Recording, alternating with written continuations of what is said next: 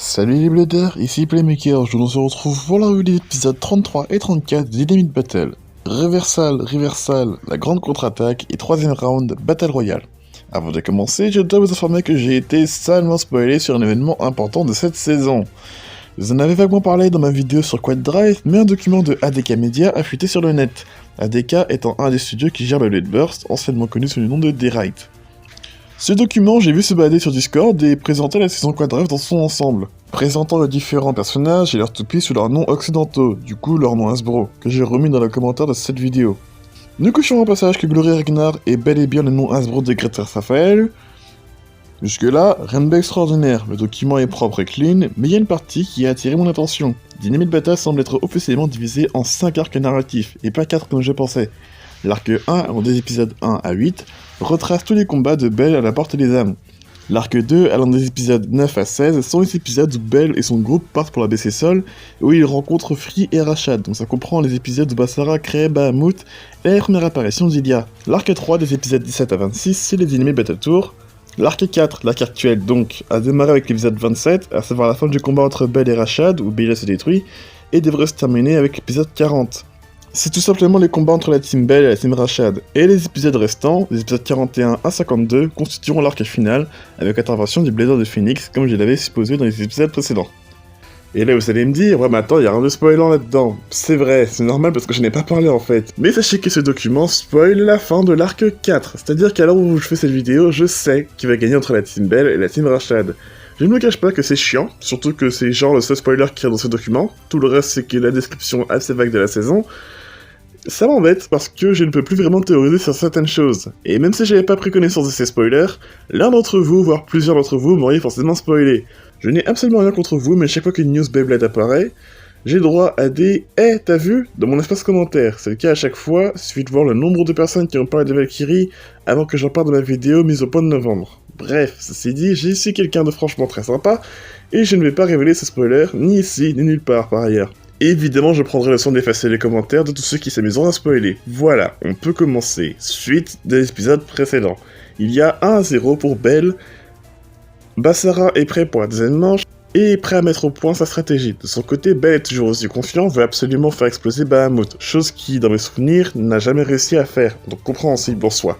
Basara parvient à égaliser grâce au lag de son driver, et l'arbitre s'apprête à démarrer la troisième manche.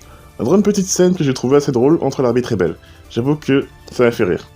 La troisième manche se lance et Basara gagne 2-1 par endurance. En fait, l'importance de ce combat est la suite et fin de son développement de personnage que j'ai expliqué dans la revue précédente. Il est parvenu à son but et a prouvé sa force à tout le monde, si bien que justement tout le monde reconnaît ses efforts et le respecte en tant que puissant blader, y compris Belle.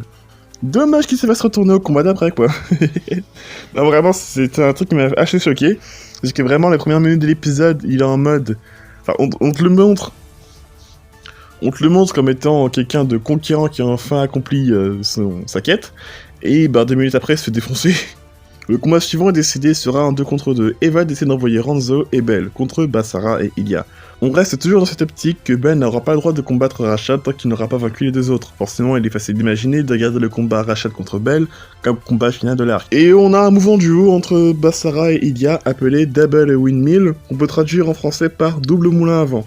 En gros, logique dessin animé bien sûr, Ifrit et Bahamut vont égaliser leur vitesse vu qu'ils tombent tous les deux en sens opposé. Et Ifrit va rester collé à Bahamut grâce au relief du layer de ce dernier. Et aussi parce que Ifrit a un mode centre plus, ceux qui ont vu la vidéo sur Quad Drive savent de quoi je parle. C'est pour ça que Beyal va taper Bahamut pour activer son mode rond, ce qui va annuler le coup spécial. Ragnarok va alors dégager Ifrit et Beyal va faire exploser Bahamut. Oups. Le prochain combat sera alors une Battle Royale, donc tout le monde combat. Évidemment, ici le travail d'équipe sera mis à l'épreuve. D'un côté on a Belle qui ne fait qu'à sa tête, j'ai envie de dire normal, on parle de Belle. Et de l'autre, Rashad décide de laisser gérer toute la stratégie à Basara. Bizarre. Bon, la seconde d'après, la team de Belle vont dans la simulation de chute libre. Bon, ils font un peu n'importe quoi, ce qui vous fera remarquer Ilia, et Basara ajoute une remarque assez pertinente. Ils s'entendent très bien entre eux, comme s'ils étaient la même famille, ou comme s'ils étaient frères. Ça peut se traduire de deux manières. Ce qui semble déranger Rashad, et évidemment, Ilia le remarque aussi. Non mais Ilia, on sait que t'es la Natasha de Civil War, fais pas genre. Le 3v3 commence et il rappelle les stratégies. L'idée de Vad est que Valkyrie et Beyal attaquent Raphaël et... Le 3v3 commence et rappelle les stratégies. L'idée de Valt que Valkyrie et Beyal attaquent Raphaël et de l'éjecter avant qu'il passe en mode défense. C'est logique vu que Valkyrie ne peut pas le faire tout seul. Ensuite, Ragnarok devra conserver son endurance pour gagner par air de rotation contre Ifrit et Bahamut. Un plan qui sur papier fonctionne, mais dans les faits, Sarah et Ia vont protéger Rashad le temps que Samet passe en mode défense. Et alors que tout le monde est en pleine mêlée, Raphaël dégage tout le monde, sauf Valkyrie qui avait esquivé en sautant. Et si on regarde bien au ralenti, on peut effectivement voir le moment exact où elle saute. Petit détail d'animation qui fait plaisir. Bon, après la suite on la connaît, les gimmicks des Valkyries ne sont pas assez puissants pour surpasser ceux de Rashad, et boum qui est explosif. Voilà, juste là-dessus, pas de réelle surprise. Juste, j'aime beaucoup l'effet sonore des burst lock en métal de Raphaël.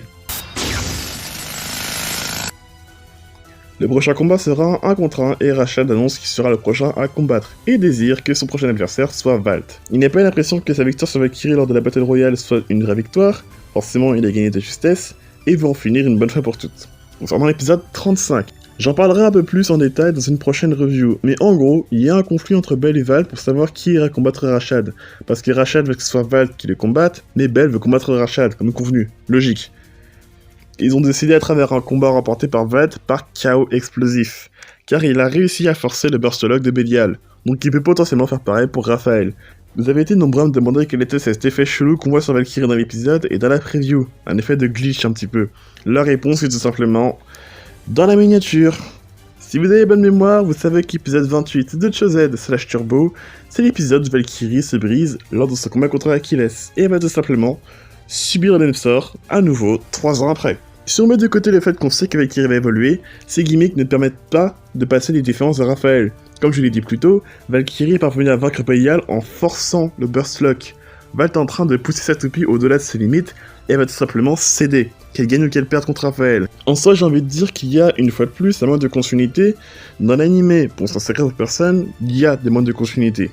Parce qu'il va faire ce qu'il a reproché à Aga à l'époque, sauf que la situation est pas tout à fait la même. Aga poussait sa toupie au-delà de ses limites par désir absolu des victoires. Valt, lui, si ma théorie s'avère vraie, il repousse ses limites de sa toupie parce que ça donne à fond pour Rashad, sans faire attention. Il n'a pas vraiment de mauvaises intentions, mais juste un manque d'attention de sa part. Mais bon, ça resterait pas trop cohérent parce que Valt est le champion du monde. Et si champion du monde ne fait pas attention à un truc aussi simple que ça, ouais, niveau développement, Valt, ça vole pas très haut depuis la fin de la saison 3, mais là non plus, c'est pas vraiment une surprise. Bref, dites-moi en commentaire ce que vous en pensez de tout ça. Sur ce, on se retrouve pour une prochaine vidéo. Et je vous dis à la prochaine. Bonne soirée, bonne journée.